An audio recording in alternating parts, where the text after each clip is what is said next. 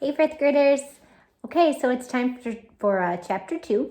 When we left off with chapter 1, he had just opened the box and saw the engraved words at the top that said, "The meaning of life," for Jeremy Fink to open on his 13th birthday. I'd recognize my dad's handiwork anywhere. So his dad had this box and engraved it on the top for Jeremy to find and one day open on his 13th birthday. But if you remember in the letter from Harold, he says that he lost the keys. Okay, so this is chapter 2. Chapter 2 is called The Explanation. And some of these chapters are kind of long, so I might do chapter 2 in 2 parts again, kind of like I did with chapter 1. Okay. Looks like the package wasn't meant for your mom at all, Lizzie says after a few minutes. I don't answer. My hands are shaking, and I set the wooden box down on the kitchen table. We back away about 2 feet and stare at it. So this is your birthday gift? From your dad, Lizzie asks. I nod. My heart is beating so fast that I can actually hear it pulsing in my ears. We stare some more, and the words flowed in front of me. The meaning of life for Jeremy Fink, 13th birthday. Mom obviously knew about this for at least 5 years. Why did she keep it from me? I don't have any secrets from anyone.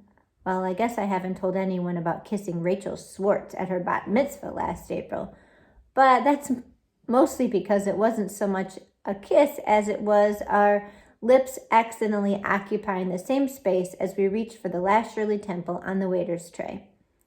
So what do you think is inside, Lizzie asks. I finally speak. No idea. Can the meaning of life be in a box? Wouldn't have thought so, I say. And you never saw this box before? I shake my head. Your mom never mentioned it? I shake my head again and try to recall what I'm supposed to do to avoid having a panic attack. I've only had one, the time my mom and I flew to Florida to visit my grandparents last year. No matter what they say about how safe flying is, I think only birds and superheroes should be in the clouds. Deep breath in, hold it for 4 counts, deep breath out. I had never considered the meaning of life before. Why hadn't I considered it? What is wrong with me? Has everyone else thought about the meaning of life for me? Except for me, maybe I was too busy trying to learn about time travel so I could keep Dad from taking the car out on that fateful night. My time travel research is important, though, if not vital, to all mankind. How was I supposed to put that aside to ponder the meaning of life? Are you all right, Lizzie asks, looking up at me. You look a little green. I do feel a little lightheaded from all the deep breathing. I should probably lie down. We head to the living room and sink down onto the tan corduroy couch. I lean back and close my eyes. When I was 3, I named this couch Mongo.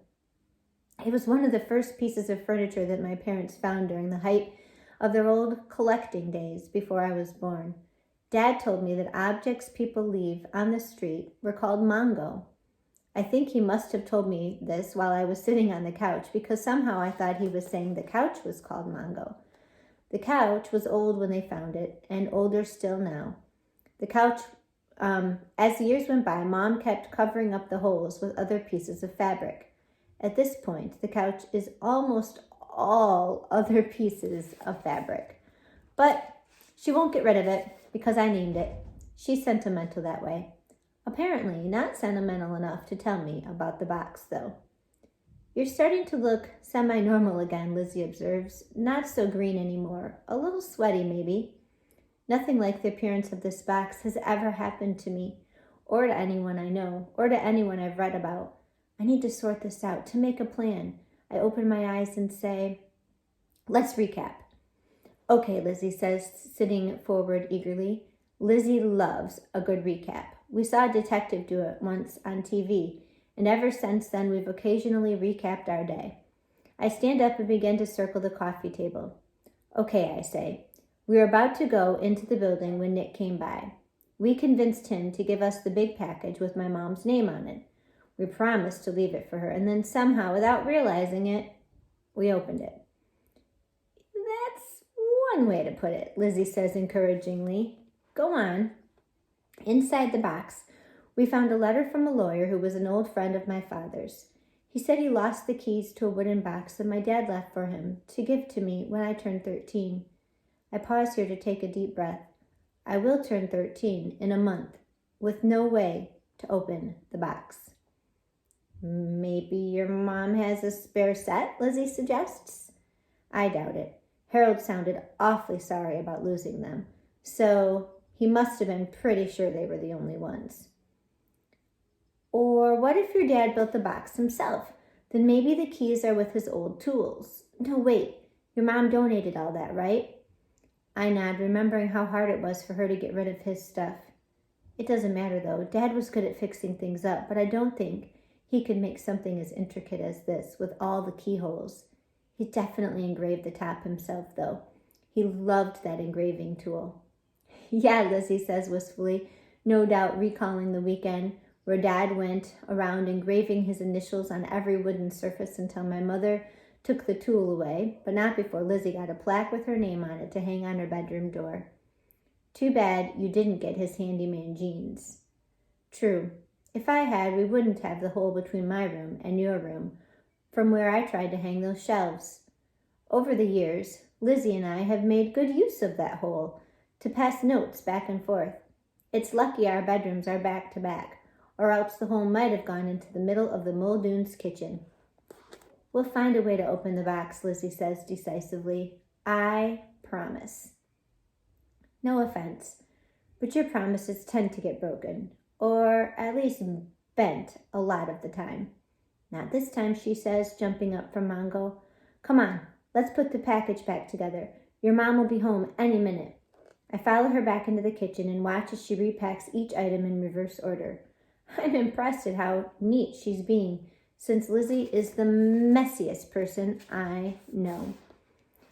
As she tosses in the last of the crumpled newspaper, I realize there's no way I can pretend to be to my mother. There's no way I can pretend to my mother that I don't know what's inside.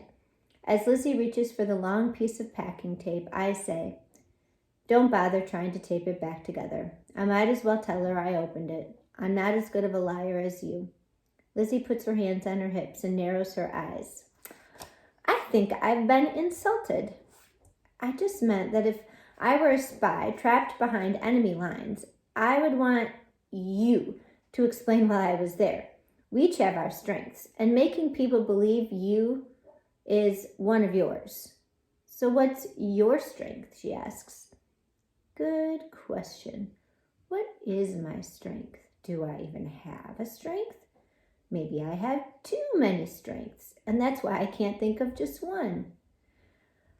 Oh, never mind, she says, heading toward the door. I can see this is taxing your brain, and I have to get home to set the table for dinner.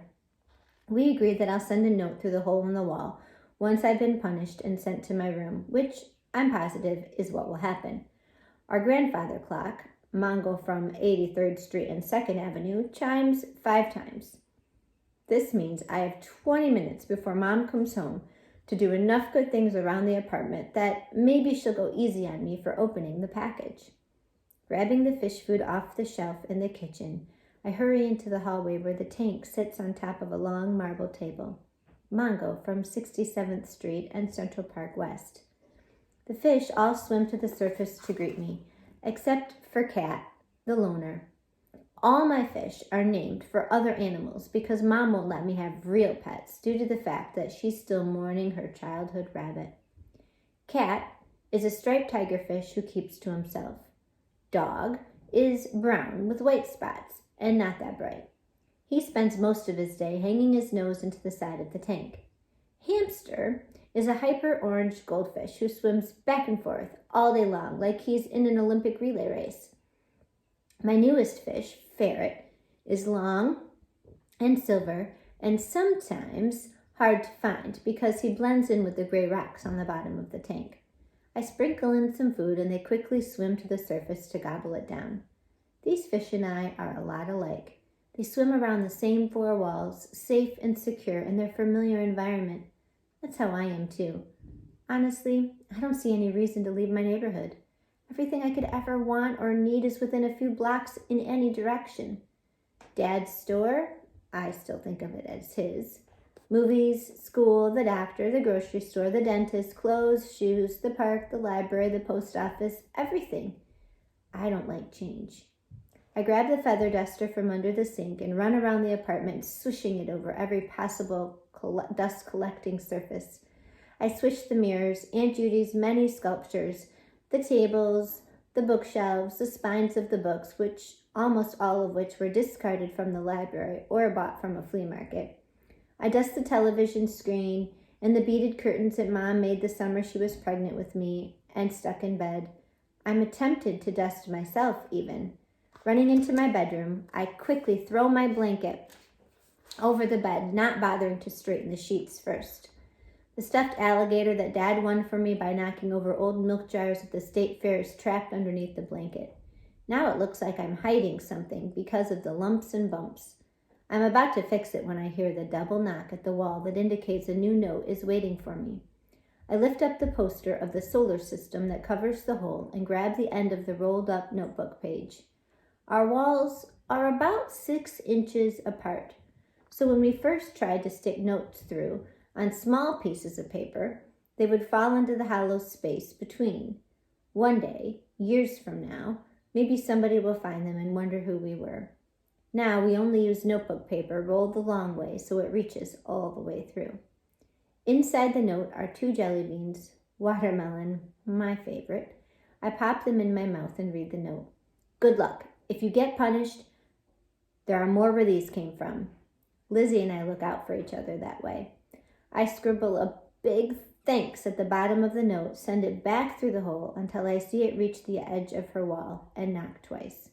It soon disappears from the other end. I'm straight in the books and the papers on my desk when I hear the front door open. I had planned on being in the kitchen next to the box when Mom got home, but now that it's time, I can't move. I sit on the edge of my bed and wait. I hear her key ring jingle as she hangs it on the hook by the door. Thud goes her heavy briefcase onto the floor. Now she's walking into the kitchen to get a glass of iced tea. I know her patterns very well. 3 more steps until she sees the box. 2 more steps. 1. Now she'll be examining the package, wondering why it's open. Now she's reaching in past the newspaper and pulling out the letter in the wooden box. And now she'll call my name. Okay. Now. Now? Why don't I hear anything? I expected to hear, Jeremy Fink, get in here immediately. Instead, silence. What does this mean? Another minute passes and still nothing. Is she trying to make me squirm by dragging out the inevitable? What if she slipped and fell and is lying unconscious on the floor? When I reach the kitchen, I see that Mom isn't, thankfully, knocked out on the floor. Instead, she's standing by the table, staring down at Dad's box. I'm familiar with that position, having been in it myself for quite a while. The letter's in her hand, hanging down at her side. Her face is pale. I can see some gray hair poking through the black, and for some reason, it makes me sad. I have the urge to take her hand. Instead, I just say, Mom, are you okay? She gives me an unconvincing nod and sits down in the bottle cap covered chair. You should have this, she says, and hands me the letter. She runs her fingers over the words Dad engraved on the top of the box. It was only a week after the accident when I mailed this box to Harold for safekeeping, she says, not taking her eyes off of it. Your 13th birthday seemed like a million years away back then. All right, I'm going to stop right there. So a couple things I want you to think about, and I have some options for you, okay? One thing is Jeremy has kind of described his house a little bit, or his apartment, and they've gotten a lot of things that they call mongos, so things that were discarded by other people, things that they found out on the street. He described his couch, which he named Mongo when he was a little kid. And he said it was a corduroy couch, but every time there was a hole in it, his mom would cover it with new fabric, okay? So one of the things I want you to do is try to picture what his apartment looks like and draw a picture of it, or draw his couch. What do you think it looks like in there? They described a few things. A beaded curtain his mom made. He talked about the fish that he has and what he has named them. He talked about the chair covered with bottle caps. So what do you envision his apartment looking like? You know, there's a hole in his wall in his bedroom that goes through to Lizzie's. Okay, so an option would be to draw a picture of what you think his apartment looks like. Either take a picture of it if you can get mom or dad's phone or something, or an iPad, and send me the picture. Or maybe on our Google Meet on Friday or next Monday, or whenever you have it done, you could quickly show all of us your picture of what you think it looks like, okay? The other thing I want you to think about is the box. So we've got this wooden box engraved on the top.